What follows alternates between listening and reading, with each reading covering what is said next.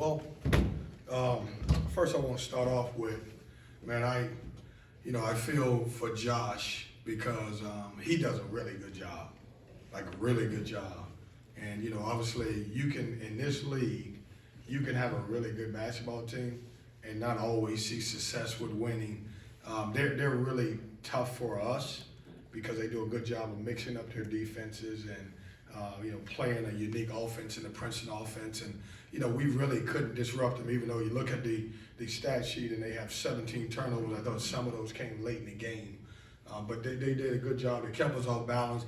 It's the second time that we played them, and the first time they jumped out to an early lead, same thing. It was kind of an identical game almost because we closed the half and we were up, and the same thing. We finished the game here like we did down in Atlanta.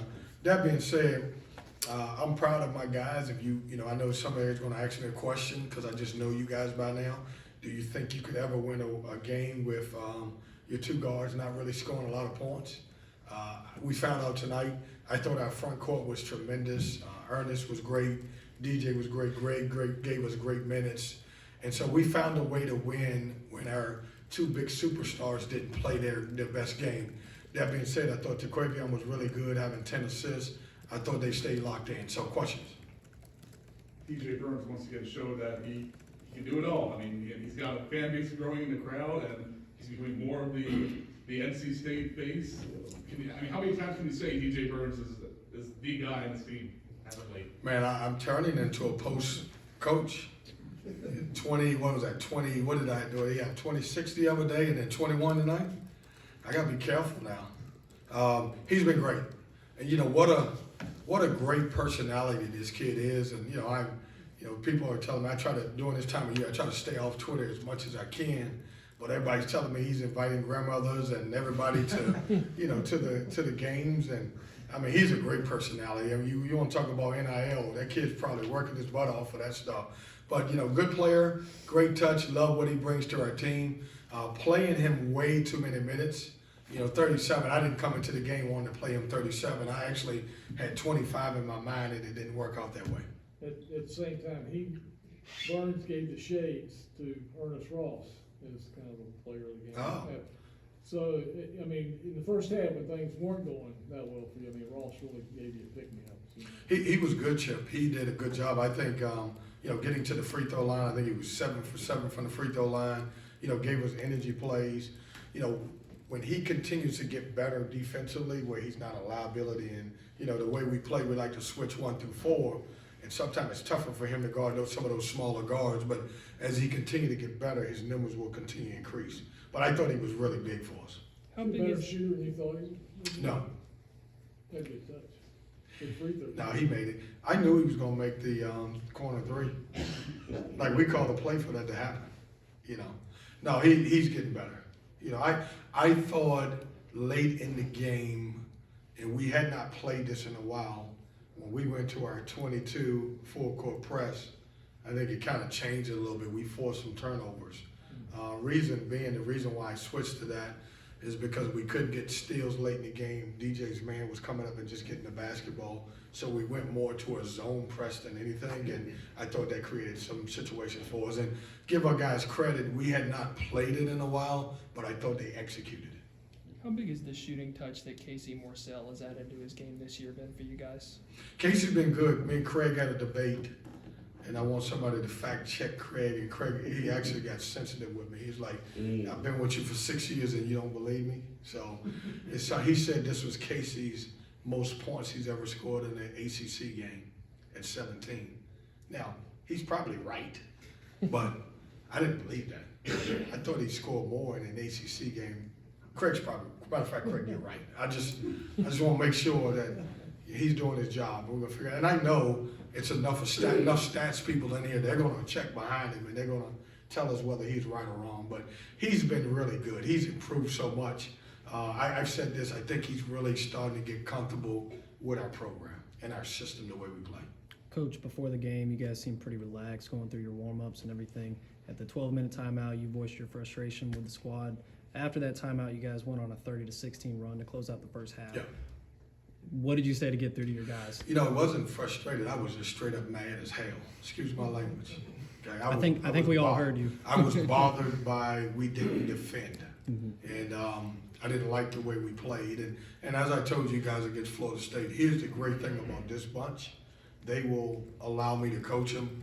They understand that when we're not, together and playing the way we should, then I'm not going to always be the happy guy. But I thought we closed and we responded right after that. And DJ becoming a starter after Doosan went down, averaging over 15 and 5 a game. Do you think he's getting the respect he deserves nationally? Because I feel like the ACC is starting to wake up to him. Well, I don't know. I don't follow whether they. I know he's very important to us, and I know if you're in the ACC and you have played against him, you know what type of player he is. But I don't follow whether he's getting the attention nationally that he deserves. Was there something you were seeing today for Jarkel and Traquavion, maybe just the shot selection, or maybe the touch, or their intensity that maybe was kind of causing their off day? No, I just, unfortunately, good players sometimes have off days, and very seldom do you see them both have it at the same time, and they did. This is a tough game. I think everybody has talked about this. The last two games that we played against Florida State and even Georgia Tech, both of those guys are very capable of beating you because they both have unique defensive styles. Florida State switches 1 through 5. Josh switches defenses up. The unfortunate thing is if you lose those, it really hurts you because they're quad fours and they're better than that. Even though you look at Georgia Tech's record, they still beat Miami. I know it was at home, but if you lose the game, it just really hurts you. So, I told everybody that they had to be locked in. If those two guys are not having a good night, then we got to find other ways to win. And I think we did today. How rewarding is it to see your team grind it out in the last 4 minutes like that? And do you see value in that going forward, having that resolve? Yeah, I think it was, and I may be wrong on this, I think it was 2:59 on the clock and we were down 1. And we just said, hey, we got to lock in. We got to get stops from that point on. We have to, obviously they playing well. We got the steal, then we made some plays. But it was really good to see us finish. We talk about, getting 3 consecutive stops, and I think we finished the game with 3 or 4 consecutive stops to win the game. What's your philosophy on looking at the ACC standings? There's been slippage there, and State keeps continually climbing. Do you worry about that yet? Or I don't. is there a point in the season where you would? At the end, when it's over. That's it? Yeah, how many wins we have? You have 9 wins in the ACC. You have 19 overall. That's great. Thank you for letting me know You're that. welcome. I don't know how many points Casey Morcell scored in ACC games. Well, fact check Craig to make sure. I honestly, because, I try to lock in and just figure out what's the next game. You guys are having a lot of fun right now, winning, had a great January, February off to a good start. Are you worried that you guys are going to get complacent? I think when you win, it brings energy. I think winning is fun. I think winning brings confidence. When you look at, I think we've won maybe 8 of the last 9. Is that right when I say that? I think that's really, brings confidence. I'm not worried about that. I don't think we got the type of bunch that's really cocky. And when you look at the 2 guards, because they didn't play well, I think in a twisted way that'll help them the next time they play because they didn't play well. So you always got, I try to give these guys some challenges and something to always shoot for. And we didn't play well. We did a good job. We won the game like we needed to, but I didn't think we played a great game, but we still won. What are you looking for the team to really work on in the next couple of days ahead of this matchup against Virginia? If there's something that you saw today that wasn't really working. Well, I just thought they kept us off balance. I mean, we have, if you look back at this, and this is traditional, and it's not just me. Anybody that plays our system typically has a problem with teams that play Princeton offense. They make you pay for how you deny and everything else. And so we've always, I don't care if it was playing Richmond last year, whoever we play in the league that runs some of that Princeton offense, it's always tough. But we just got to get back to being defensively and stay stingy in that area. You have a guy like Ross step up, and how neat as a coach is that for you?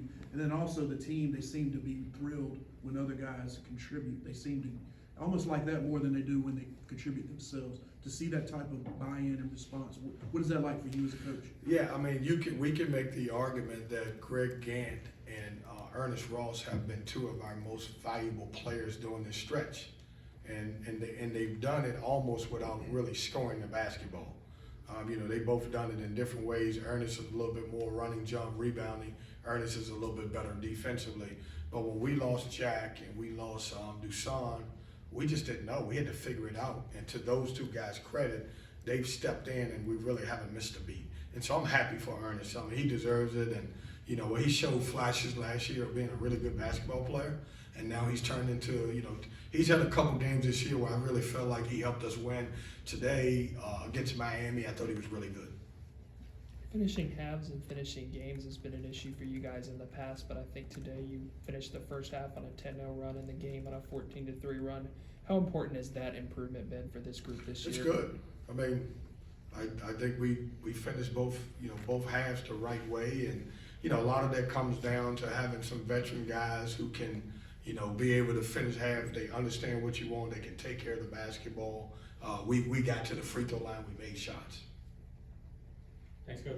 Thanks, guys. Enjoy your day.